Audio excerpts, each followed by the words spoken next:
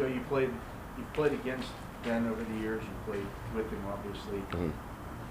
We always hear about what made him special in terms of shaking guys off and all that kind of stuff. What about in terms of secondary play? What made him tough to play against as a member of secondary? That was a part of it, just extending plays, and then believing in his arm, being able to make all the throws, his arm strength, confidence in squeezing in tight windows, and then just being a gunslinger, honestly. So it was always, you never knew if you were covered, he could throw it back shoulder, he could make all of the throws. So just being prepared for everything. Is there a throw or a moment that you remember playing against him that sticks out when you think about the kind of player he is and the challenges that he presents? Just all the times where I was following AB, playing against him back in the day from 2010 to, I would say, 14. Those were games where it was just sometimes he would be getting the best of me and I would have great coverage on him, and he would still catch the ball, still score, and it was just it was very annoying. So that was the main thing with him and their relationship, and him and AB going at me. There's very uncertainty not only with the team, but for you, the next 2 games, where you're going to be next year or whatever. How much do you think of that right now, where this could be your last 2 games here? I try to stay single, like Coach T said, singly focused, thinking that we're not mathematically eliminated. We still kind of control our destiny. What we can do is still win these last 2 games, and then hopefully we can get into the playoffs. That's my biggest goal, just trying to end it the right way, trying to go out this season, finish it strong. But then knowing at the end of the day, I am going to be a free agent after this year, so I am thinking about it. Does it mean anything being able to maybe put the dagger in the Browns, especially after the way you guys out of the playoffs? You know how that is. Division games, we want to win the rest of our games. We've beaten them, the 2 remaining teams that we have, and we want to just give ourselves the best opportunities to still play and dance. You know what I'm saying? So beating these 2 teams is going to help us out, and they're the last 2 opponents, so we're ready for it. Joe, along those lines, do you like that the NFL has expanded it to 7 teams now that you guys are kind of in that situation where you can sneak in? Do you feel like those lower-seeded teams can actually get in and make a run? It's definitely giving a lot of teams more chances. You're not mathematically eliminated earlier. It's just giving teams more reason to play. End of the day, for me as a professional, you got to go out there and ball regardless. Your tape is your resume. But for people, making sure that they can still get into the playoffs, wanting to, at the end of the day, you want to win the Super Bowl. So, I think that having another game does make it like that, but everybody just makes these games a little more important at the end. Joe, Mike Tomlin told us the other day that he was going to focus on the positives going forward here with his message. Is that what you've heard? And is it tough to flush what happened on Sunday? It is, but every game it's a tough NFL. We played a really good Chiefs team. We didn't play too well. We got to go in there today, and we haven't watched the tape of that game.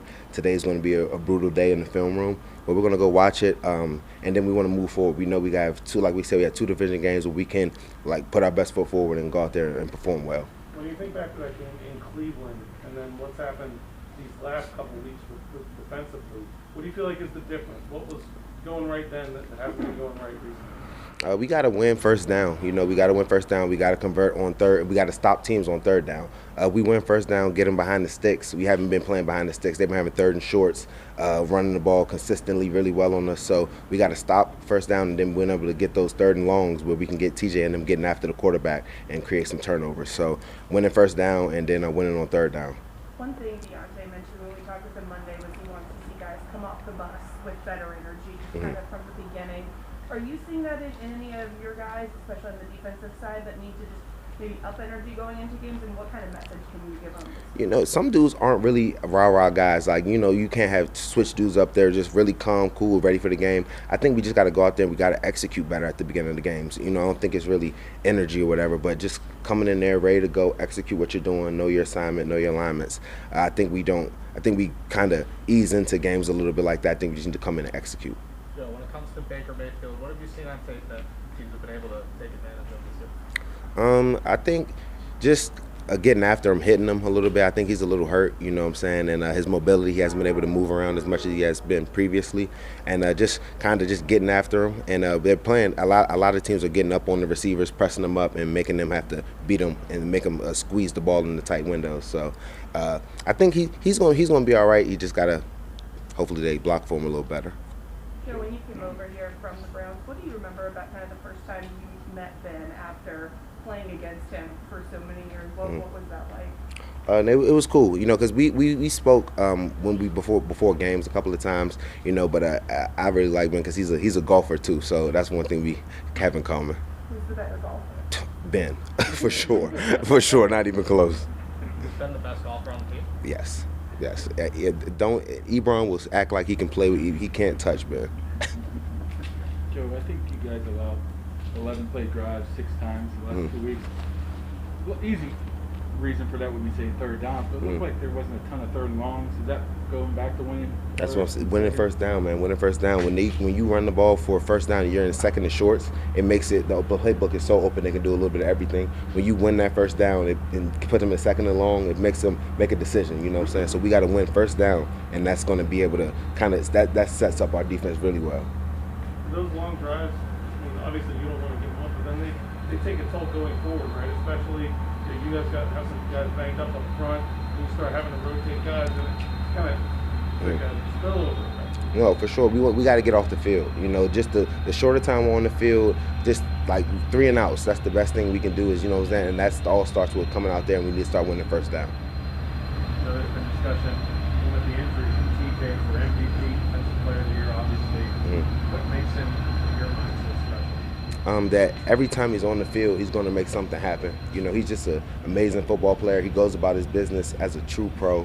I just love being around him. He loves the game. He gives off great energy, great vibes, and he wants to be the best. And that's the main thing. You see him, he loves football, and even with the contract, you wouldn't even know that nothing's changed with TJ. He wants it even more. So just his will, and then he's just a playmaker. He's out there completely dominating. His 16 sacks, you know, it's unbelievable. You have a favorite play of TJ's this year? One that immediately jumps to your mind? I would say the strip sack when we played the Seahawks. You know, he had 3 people blocking him and still was able to get to the quarterback. He just gets after him all the time. So what can you tell us about Chris Morgan, and how much has he been involved with what you guys have done this year? I know a lot about Coach Seymour. I was able to play against him a few times, and yeah, I like the way that he coaches.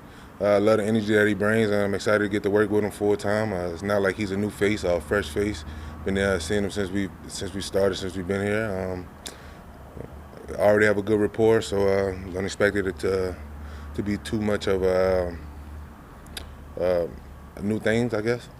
Mike said that he and Coach Clem have been talking since last week about how the departure might go, but how did you guys as a room kind of find out, and what was that process of transition like? You know, you hear about news the same way that you guys hear about it. Small conversations, personal conversations, and you just move forward. It's just kind of the way that the business is ran. It's no different than the players coming in each week. It's kind of one of those things you have to deal with. You have to adjust, know that it's a part of the cycle that we're in, and a part of the business, and not to let it be a distraction. Just to keep moving forward and keep plowing forward. We got a game to win on Monday. What are the emotions, though? I mean, a guy that you've been with for months, you're buying in, you're trying to work together, and then he decides to go somewhere else. I'm just happy for him.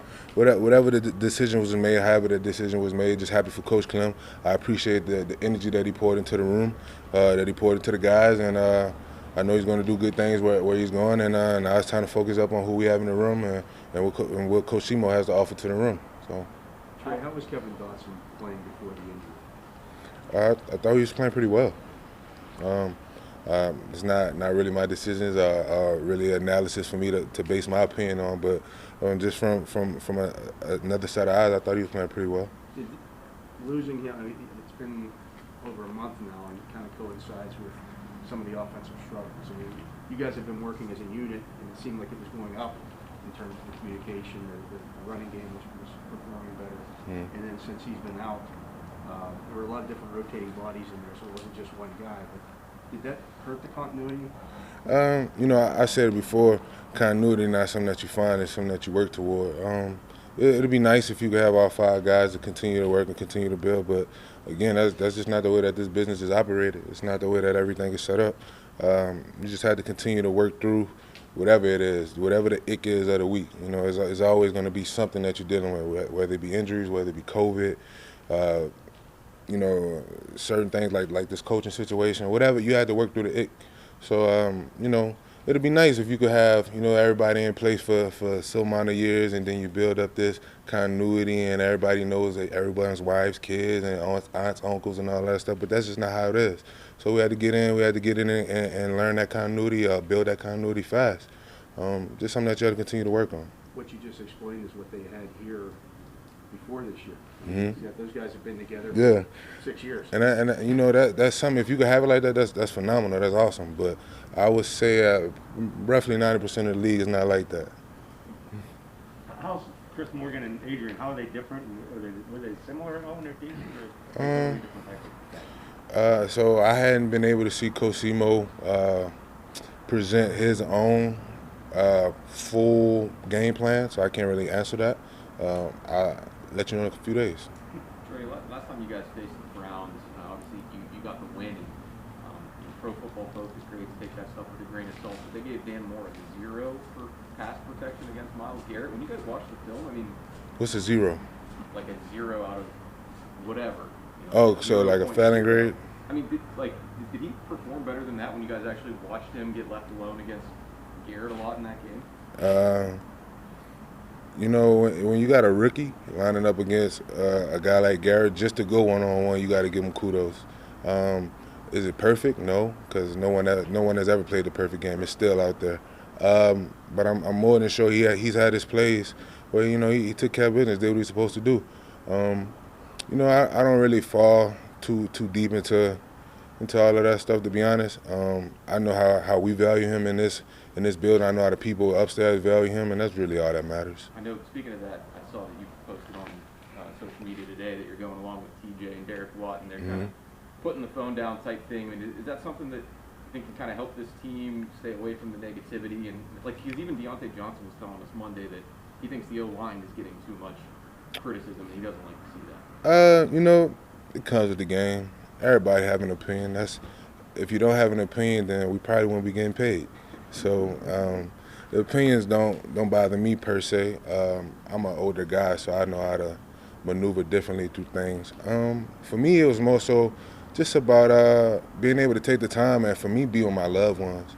The older I get, the more I appreciate my mother being around. The more older I get, I appreciate my father being around.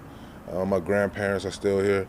So I'm just grateful. I'm just kind of have to refocus and reshift, man. It's football, family, and God, and that's what I focus on. So I think it's more of a personal thing for me, just to hone back in on what I need to win to start off the year right, you know. So. Mike said yesterday that he's interested to see what Chris Morgan does with you know, some twist to the game plan. I know you said you haven't saw it. Week 17, what kind of twist can you potentially have? You know, when you still have an opportunity to go out there and play a game, let's pull it all out. Whatever it is, let's do it. We have 2 opportunities to go out there and get 2 wins.